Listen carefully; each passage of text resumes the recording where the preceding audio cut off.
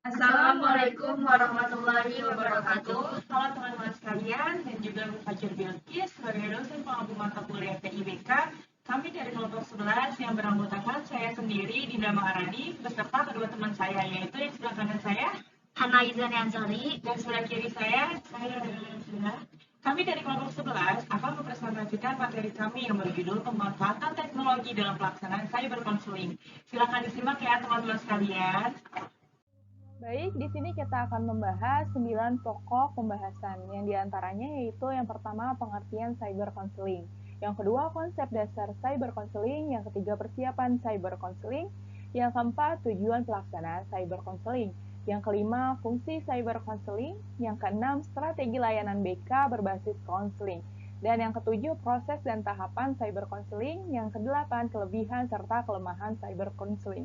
Dan yang terakhir, yang ke-9, yaitu etika konseling melalui cyber counseling. Yang pertama akan kami bahas adalah pengertian cyber counseling. Cyber counseling atau web counseling merupakan sebutan dari National Board of Certified Counselor atau yang disingkat dengan NBCC.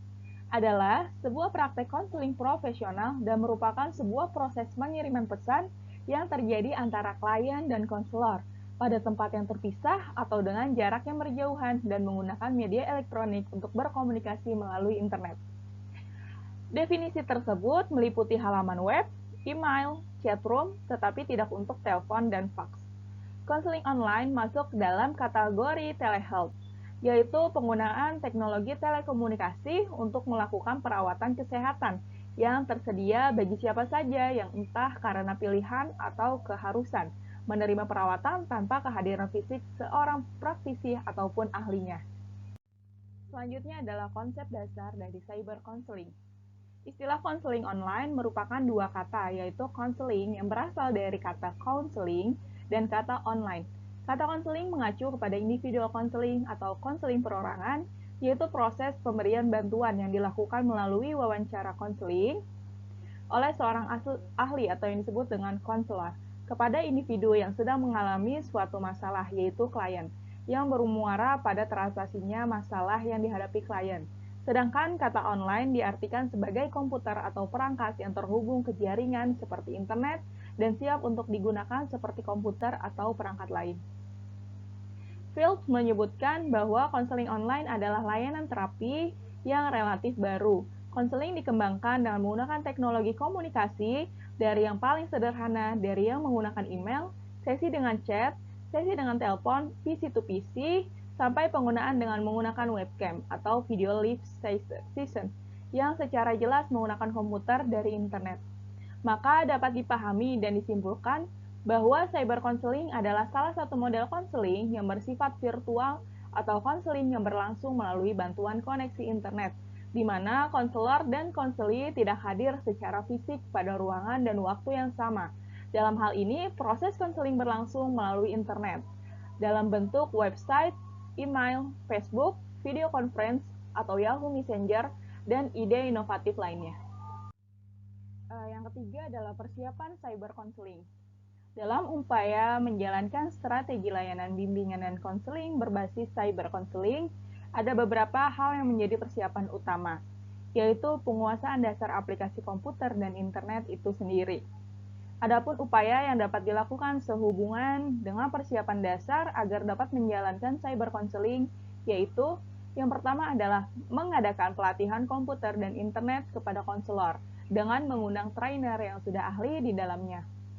Yang kedua adalah masing-masing sekolah menyediakan fasilitas berupa komputer dan koneksi internet di ruang bimbingan dan konseling.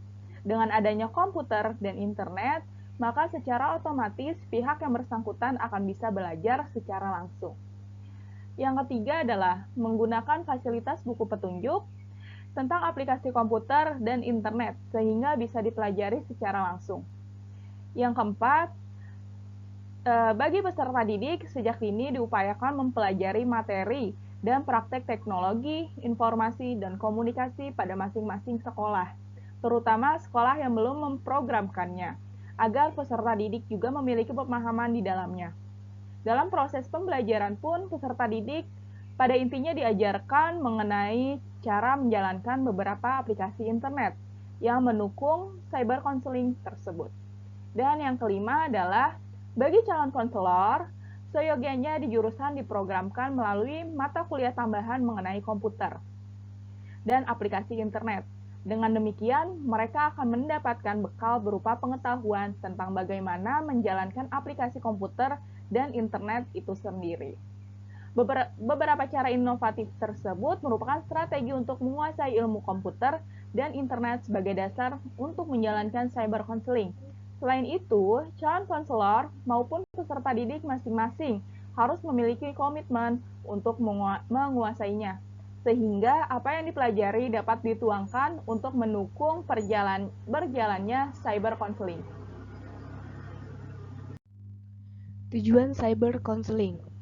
Tujuan utama yang ingin dicapai dalam penggunaan teknik cyber counseling antara lain yaitu yang pertama adalah menambah keterampilan komunikasi konseling, khususnya oleh konselor.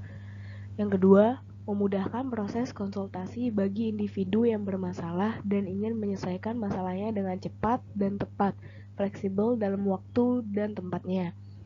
Yang ketiga, menyediakan ruang bantuan menanggapi postingan remaja dan anak yang bermasalah dengan tetap memperhatikan asas kerahasiaannya. Yang terakhir ada gerakan pemberdayaan dan konstruktif.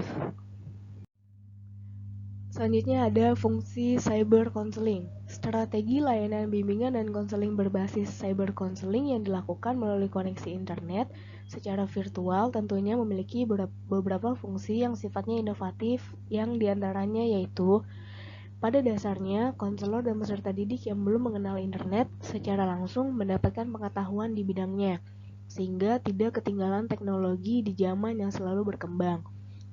Lalu, proses bimbingan maupun konseling dapat dilakukan di luar jam sekolah, sehingga tidak mengganggu jam pelajaran.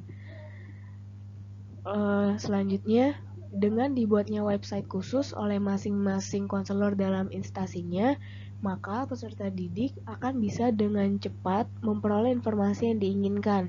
Contohnya, melihat nilai ujian lewat internet, informasi tentang persyaratan sekolah, dan lain sebagainya. Yang keempat adalah penggunaan waktunya akan lebih efisien. Dengan berkembangnya teknologi internet melalui komputer atau lewat handphone yang sudah dilengkapi aplikasi internet, hubungan virtual antara konselor dengan klien maupun antara konselor dengan siswa akan bisa berlangsung di mana saja asalkan memiliki sinyal atau koneksi internet. Selain penguasaan teknologi internet, konselor seyogianya membuat kode etik tersendiri, melakukan kesepakatan dengan peserta didik atau konseling untuk diberlakukannya cyber counseling ini, yang diharapkan dapat berjalan sesuai dengan yang diharapkan, misalnya pengaturan waktu, penggunaan bahasa yang sopan dalam menulis surat elektronik atau lembaran chatting dan lain sebagainya. Strategi layanan BK berbasis cyber counseling. Strategi layanan bimbingan dan konseling berbasis cyber counseling adalah suatu strategi atau pola perencanaan layanan yang dilakukan secara virtual melalui koneksi internet. Adapun beberapa model strategi layanan bimbingan dan konseling dalam bentuk cyber counseling, yaitu yang pertama ada layanan bimbingan dan konseling berbasis website. Website sendiri adalah sebuah cara untuk menampilkan diri di internet. Dapat diibaratkan website adalah sebuah tempat di internet, siapa saja di dunia ini yang dapat mengunjunginya. Kapan saja mereka dapat mengetahui tentang sesuatu. Dengan website atau weblog, konselor dapat melakukan layanan informasi yang terkait dengan bimbingan dan konseling. Dalam melakukan layanan ini, sudah tentu harus memiliki website atau weblog tersendiri yang sudah online di internet. Adapun jenis layanan yang bisa diupayakan lewat website adalah lebih cenderung pada layanan informasi. Selanjutnya ada layanan bimbingan dan konseling berbasis email. Email merupakan cara baru untuk berkomunikasi secara cepat dan efektif melalui surat elektronik di internet. Sudah tentu dapat menjalankan hal ini, maka konselor dan peserta didik harus mempunyai alamat email masing-masing. Ada banyak penyedia akun email gratis seperti Yahoo, Gmail, AIM, Hotmail, Mail, Telkomnet, Plaza, dan masih banyak yang lainnya. Adapun jenis layanan yang bisa diupayakan lewat email yaitu layanan konsultasi. Layanan konsultasi berbasis email ini akan sangat berguna dalam upaya menumbuhkan hubungan kehangatan antara konselor dengan peserta didik, terutama bagi peserta didik atau konseling yang malu untuk bertatap muka secara langsung. Selanjutnya ada layanan bimbingan dan konseling berbasis video conference. Video conference atau konferensi video merupakan bagian dari dunia teleconference. Video conference dapat diartikan sesuai dengan suku katanya, yaitu video berarti video, conference berarti konferensi.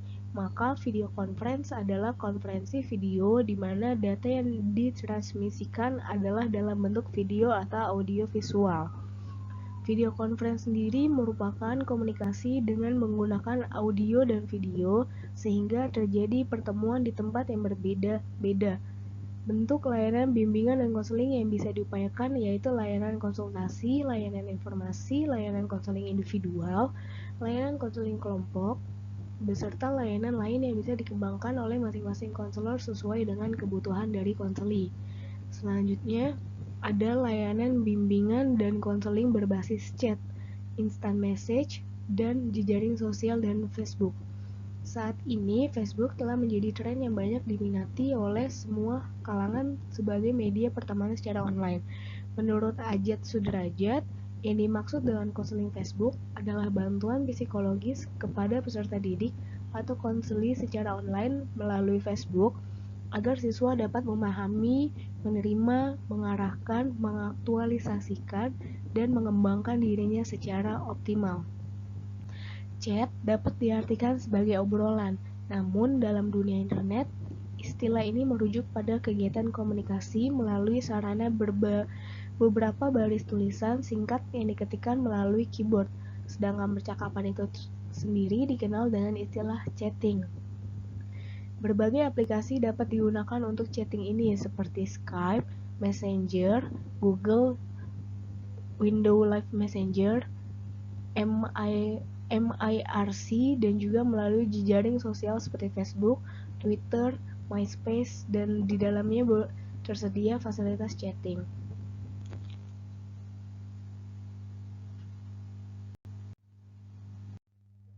Untuk tahap konseling, cyber konseling pada prinsipnya sama dengan konseling face-to-face, yaitu yang pertama ada tahap pengantaran. Sama halnya seperti konseling tatap muka langsung, cyber konseling juga melakukan tahap pengantaran dengan didahului proses penstrukturan sederhana. Boleh menggunakan bahasa yang mudah dipahami konseling. Artinya, tidak terlalu panjang seperti penstrukturan dalam konseling tatap muka. Hal yang sangat penting pada tahap ini prinsipnya adalah membangun hubungan emosional yang baik, nyaman antara konselor dan konseli sehingga tercipta hubungan yang luwes sehingga konseli akan lebih mudah terbuka dan sukarela menyampaikan permasalahannya pada konselor. Yang kedua, ada tahap penjajakan. Merupakan tahap yang sangat menentukan dalam arah tahap pembinaan dalam konseling. Pada tahapan ini, konselor melakukan pendalaman terhadap masalah konseli. Pada tahapan ini, konselor melakukan pendalaman terhadap masalah konseli dengan cara melakukan teknik pertanyaan terbuka, refleksi, dorongan minimal, dan beberapa teknik yang lain. Pada tahapan ini juga sangat dibutuhkan keterampilan konselor untuk dapat mengungkap penyebab masalah yang terjadi pada konseli. Bagaimana cerita awal proses terjadinya masalah? Sasaran penjajakan adalah hal-hal yang dikemukakan konseli bersangkut paut dengan perkembangan dan permasalahannya dalam hubungan konseling. Yang ketiga, ada tahap penafsiran. Tahap penafsiran merupakan tahap ketiga dari proses konseling, yaitu tujuannya memberikan makna atau arti dari masalah yang dialami konseli. Hal ini merupakan bagian dari teknik-teknik umum konseling perorangan. Memaknai hasil dari proses penjajakan masalah. Pengungkapan masalah konseli di awal sesi konseling belum tentu sama dengan hasil penjajakan dalam konseling, sehingga diperlukan penafsiran terhadap masalah yang dialami oleh konseli yang bermuara pada ketetapan dalam menyelesaikan masalah. Yang keempat, ada tahap pembinaan. Inti tahap pembinaan yaitu meneguhkan hasrat konseli dalam menetapkan tujuan, mengembangkan program, merencanakan schedule, merencanakan pemberian penguatan, dan mempersonalisasikan langkah-langkah yang harus ditempuh, atau dapat juga dimaknai sebagai tahapan yang dilakukan untuk memberikan penguatan terhadap keputusan yang diambil oleh konseli terhadap pemecahan masalah. Hal ini merupakan bagian dari teknik-teknik umum konseling. Dan yang kelima, ada tahap penilaian atau mengakhiri konseling. Terhadap hasil layanan konseling perorangan, yang perlu dilakukan 3 jenis penilaian, yaitu penilaian segera, penilaian jangka pendek, dan penilaian jangka panjang. Penilaian segera atau LAISEK, yaitu penilaian pada akhir layanan konseling perorangan. Fokus penilaian segera diarahkan kepada diperolehnya informasi dan pemahaman baru atau understanding, dicapainya keringanan bahan perasaan atau comfort, dan direncanakannya kegiatan pasca konseling atau action.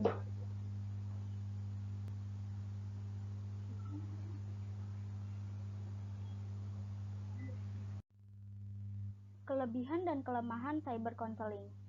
Kelebihannya yaitu konseli yang pemalu datang meminta bantuan secara face-to-face dapat mengikuti konseling kelompok online secara sukarela tanpa ada paksaan dari konselor. Selanjutnya, konselor dapat menjangkau para konseli secara lebih luas. Konselor dan konseli dapat melaksanakan konseling kapanpun dan dimanapun, walaupun tanpa teramati syarat verbal dan fisik, tetapi kebanyakan konseli lebih mudah dalam mencurahkan pikiran dan perasaan yang mereka rasakan. Dengan kelebihan tersebut, maka konselor harus memiliki kemampuan teoritis dan praktis dalam melaksanakan cyber counseling secara matang. Selanjutnya ada kelemahan. Kelemahan cyber counseling menyebabkan konselor kurangnya memberikan perhatian yang cukup untuk ekspresi wajah dan bahasa tubuh. Kemudian, pertumbuhan dinamika dalam proses konseling kurang mendapat perhatian. Kemudian tidak dapat dikontrol secara ketat perilaku-perilaku yang melemahkan dinamika konseling. Karena itu, konselor harus memiliki kemampuan imajinasi yang tinggi dan memiliki kemampuan menginterpretasikan kata-kata yang dituliskan ataupun bentuk-bentuk motion dan animasi-animasi yang digunakan dalam proses komunikasi, keadaan, ketentuan, dan persyaratan yang harus diinformasikan kepada konseli. Etika layanan konseling melalui internet. Yang pertama, ada hubungan dalam konseling melalui internet. Dalam hal ini, konselor yang memberikan layanannya melalui internet memiliki kewajiban untuk menginformasikan berbagai keadaan, ketentuan, dan persyaratan konseling yang harus diketahui, dipahami, dan diterima oleh calon konseli yang menyangkut dengan pelayanan konseling melalui internet yang diberikan oleh konselor tersebut. Keadaan, ketentuan, dan persyaratan yang harus diinformasikan kepada konseli. Yang kedua, ada kerahasiaan dalam konseling melalui internet. Kerahasiaan dan keterbatasannya merupakan isu yang sangat penting untuk dipahami bagi individu yang berhati-hati terhadap berbagai tindakan bantuan. Pada umumnya, orang-orang yang berprofesi sebagai konselor akan dengan teguh menjaga dan memelihara kerahasiaan bahkan bagi konselor.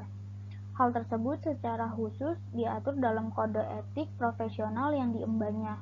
Oleh karena itu, sangat penting bagi konselor untuk menginformasikan mengenai aspek kerahasiaan bagi konseli, termasuk juga mengenai kerahasiaan dalam layanan konseling melalui internet. Dan yang ketiga ada aspek hukum, lisensi, dan sertifikasi. Tidak terdapatnya batasan geografi memberi kesempatan konseli dan konselor yang berasal dari berbagai wilayah, bahkan negara terlibat dalam proses terapeutik. Jika dilihat dari sisi hukum, tentu saja hal ini mengandung permasalahan-permasalahan terkait dengan wilayah praktek dan lisensi konselor.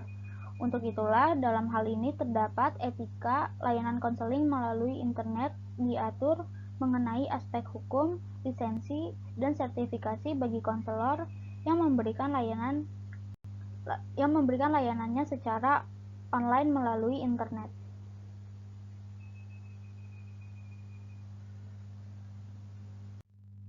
Cukup sekian presentasi dari kelompok 11. Berikut kami tayangkan contoh pelaksanaan pelayanan melalui cyber counseling. Kepada teman-teman sekalian, terima kasih karena sudah menyimak materi dari kami. Kami ucapkan terima kasih. Wassalamualaikum warahmatullahi wabarakatuh.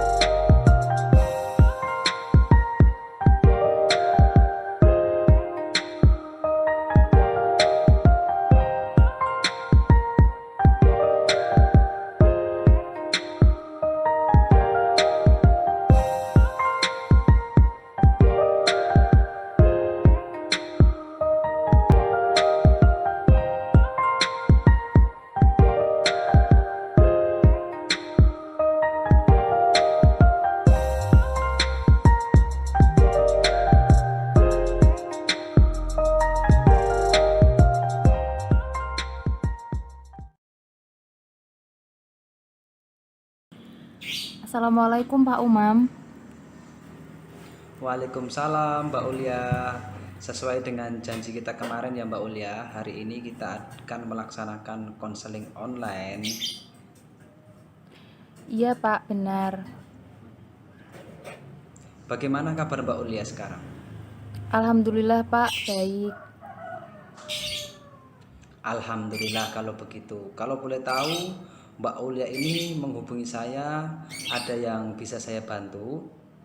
Iya Pak, saya di sini mau melaksanakan konseling bersama Bapak karena hari-hari saya selama akhir-akhir inilah Pak, ini sangat tidak jelas gitu Pak rasanya. Baik Mbak Ulia, kita akan melaksanakan konseling pada hari ini. Dalam proses konseling terdapat asas kerahasiaan, di mana masalah Mbak Ulia akan kami jaga dengan sebaik-baiknya. Jadi Mbak Ulia jangan ragu untuk menceritakan semua permasalahan yang Mbak Ulia alami. Dapatkah Mbak Ulia memahaminya? Iya Pak, paham. Oke Mbak Ulia, kita akan melaksanakan konseling selama 10-20 menit secara virtual atau online. Iya Pak, siap. Nah tadi Mbak Ulia mengatakan ke saya bahwa hari ini tidak jelas. Bagaimana Mbak Ulia, dalam artian nggak jelas bagaimana? Iya Pak, saya rasa semua hari-hari saya itu tidak jelas karena semua dilakukan dengan cara online. Semua kegiatan itu dilaksanakan secara online Pak. Kan ya kalau menurut saya itu kegiatan online tuh tidak jelas dan ribet pastinya Pak. Oh begitu Mbak Ulia. Kelihatannya Mbak Ulia galau sekali dengan keadaan yang memaksa kita melaksanakan kegiatan secara online. Kalau boleh tahu, kegiatan apa yang harus Mbak Ulia kerjakan secara online? Iya, semuanya, Pak. Mulai dari pembelajaran, terus ada rapat, ujian, ujian tengah semester, ujian akhir semester, semua dilaksanakan secara online. Kemudian mengambil hasil ujian, raport itu juga online. Terus lebaran sampai lebaran tuh loh, Pak, online. Baik Mbak. Jadi begitu ceritanya. Menurut Iya. Mbak Ulia, bagaimana dengan keadaan yang semuanya diharuskan untuk virtual? Ya, jika dengan keadaan saat ini ya sangat membosankan pastinya, Pak. Semua ini memang gara-gara COVID. Ya, Bapak juga tahu kan COVID itu gimana. Saya harus belajar di rumah, nggak bisa ketemu teman-teman, nggak dapat uang saku lagi. Di rumah pun sering dapat omelan dari ibu gitu, Pak. Sangat membosankan sekali. Iya Mbak Ulia, kondisi seperti ini pasti membuat Mbak Ulia sangat bosan. Kalau begitu Mbak Ulia dari rentan skala 1 sampai 10, jika skala 10 untuk kategori sangat bosan, semakin kecil angkanya, semakin rendah angka kebosanannya. Kira-kira dari angka 1 sampai 10 Mbak Ulia ada di posisi keberapa Mbak? Di posisi angka 9, Pak. Karena ini sudah sangat bosan sekali karena selama 4 bulan hanya di rumah saja. Wah, sangat tinggi sekali ya skala bosan Mbak Ulia. Kalau boleh tahu kegiatan Mbak Ulia di rumah apa saja yang di luar kegiatan virtual? Ya rebahan, Pak. Apalagi Oh iya Mbak Ulia, apakah selain rebahan tidak ada kegiatan lain seperti membantu orang tua, bermain dengan keluarga di rumah, atau yang lainnya Mbak? iya, masa dalam waktu 4 bulan cuma bantu orang tua, main sama orang rumah. Lagian juga saya nggak punya adik kecil, Pak, di rumah. Kalaupun main, itu juga sudah membosankan gitu loh kalau di rumah terus. Bantu orang tua pun sudah setiap hari. Sepertinya tadi Mbak Ulia cerita kalau di rumah sering diomelin sama orang tua ya. Iya, bener, Pak. Saya kena Kena omel bagaimana Mbak? Iya benar, saya kena omel terus karena saya kebanyakan rebahan, Pak, dan mainan HP. Padahal kan saya melaksanakan pembelajaran online, juga melaksanakan dan mengerjakan tugas secara online. Ya pasti ya saya sambil rebahan, Pak, kalau mengerjakan. Terus ya itu langsung dimarahin sambil diomelin juga setiap hari. Oh, jadi begitu ya Mbak Ulia. Nah, kira-kira apa kemungkinan yang bisa Mbak Ulia lakukan untuk mengurangi rasa bosan Mbak Ulia? Hmm, ya saya inginnya ya sekolah, Pak, dengan tetap melaksanakan protokol kesehatan. Kenapa sih, Pak? Kan ini juga sudah masuk new normal. Tetapi belum juga sekolah masuk seperti biasa, tetapi masih menggunakan masker gitu loh, Pak, masih protokol kesehatan. Oh iya Mbak Ulia, memang Mbak Ulia harus bersabar. Semoga keadaan ini cepat berlalu. Amin. Sabar terus, Pak. Ini kan udah sangat bosan. Iya Mbak, saya mencoba memahami apa yang Mbak Ulia rasakan. Hal ini pasti ada hikmahnya. Iya, Pak. Cuma di sini saya ingin menemukan solusi gitu loh bersama Bapak melalui konseling ini. Oke, baik Mbak Ulia. Berdasarkan cerita Mbak Ulia merasakan kebosanan akibat pembelajaran daring di masa pandemi. Jadi dalam proses konseling kali ini bertujuan untuk manajemen emosi dan kebosanan yang Mbak Ulia alami dan rasakan. Betul Iya, seperti itu, Pak. Mbak? Benar. Oke, Mbak Ulia. Dalam konseling kali ini kita memakai teknik yang sesuai dengan permasalahan yang Mbak Ulia alami, yaitu teknik miracle question dan scaling. Kalau boleh tahu apa itu, Pak? Oke Mbak Ulia, itu adalah teknik yang sesuai dalam permasalahan yang Mbak Ulia hadapi.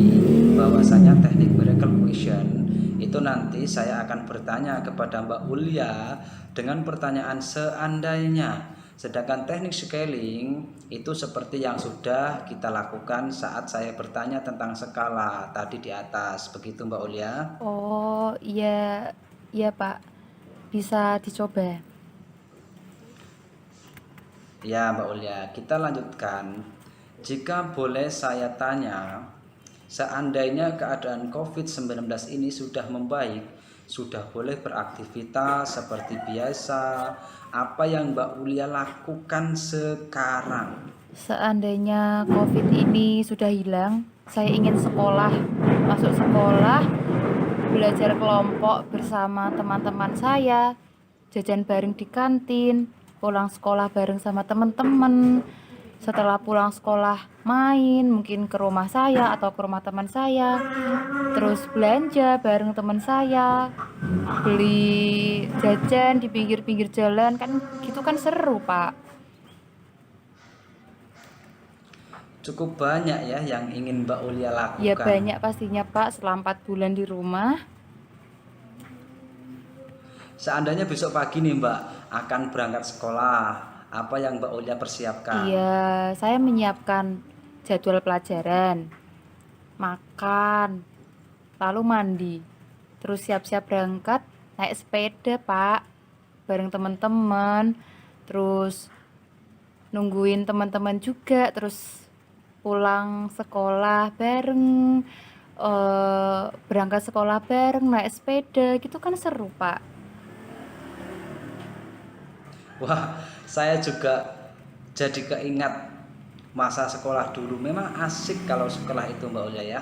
Iya banget lah Pak, bisa main ke kantin sama teman-teman, dapat uang saku lagi, bisa main pas istirahat, juga nggak bikin jenuh Pak, nggak kayak pas di rumah kayak gini.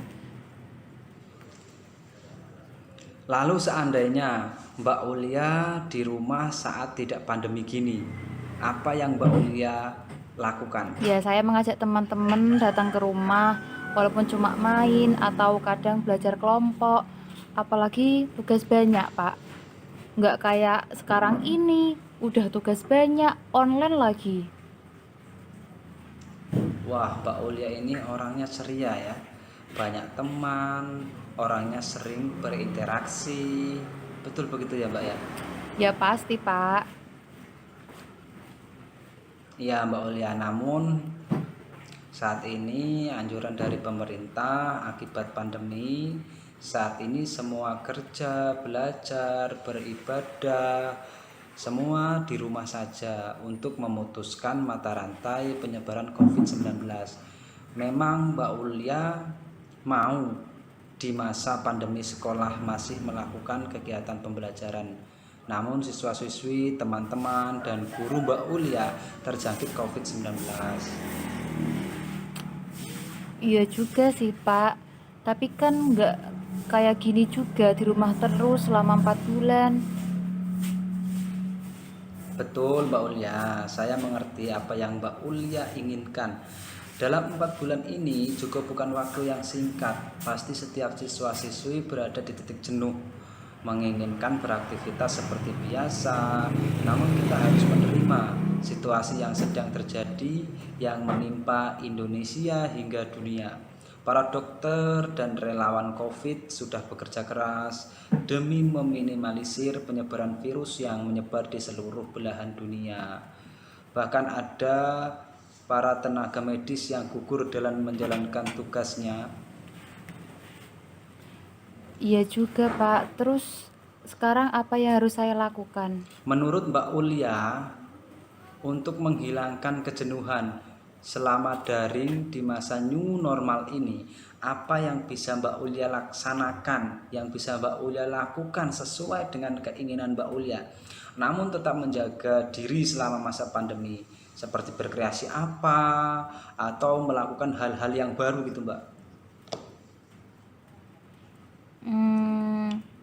Mungkin saya bisa berkreasi dengan cara bernyanyi, seperti ala-ala YouTuber gitu loh Pak, mengcover lagu atau memasak dengan resep-resep baru gitu dari YouTube. Wah, itu menarik sekali Mbak Ulia. Sambil mengisi waktu luang selama daring, Mbak Ulia bisa berkreasi melalui gadget. Mbak Ulia bisa beraktivitas dengan orang rumah lewat memasak bareng keluarga, mengekspresikan kemampuan yang Mbak Ulia miliki. Dan di masa daring ini, Mbak Ulia malah memiliki waktu luang bersama keluarga. Jika rindu teman-teman, Mbak Ulia mungkin bisa melakukan video call dengan kelompok. Kan sekarang WA itu bisa 8 orang, Mbak Ulia. Wah, iya ya Pak, saya baru terfikirkan. Iya Mbak Ulia. Lah di sesi ini saya ingin memberi tugas asik nih kepada Mbak Ulia. Bukan tugas seperti tugas sekolah loh Mbak. Gimana Mbak? Tugas apa itu Pak? Tugas apa itu Pak? Nanti Nanti Mbak Ulia mengekspresikan apa yang Mbak Ulia inginkan. Inginkan. Oh gitu. Siap-siap Pak. Nah sekarang Siap. saya tanya lagi nih, perasaan Mbak Ulia ada di tingkat mana? Dalam rentan 1 sampai 10. Jika Mbak Ulia sebelum melakukan proses konseling tadi, tingkat kebosanan Mbak Ulia ada di tingkat 9. Sekarang ada di tingkat berapa Mbak?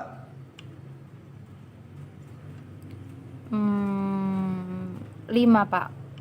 Nanti saya akan mencoba 5 ya Mbak ya? melaksanakan apa yang sudah Bapak tugas ya.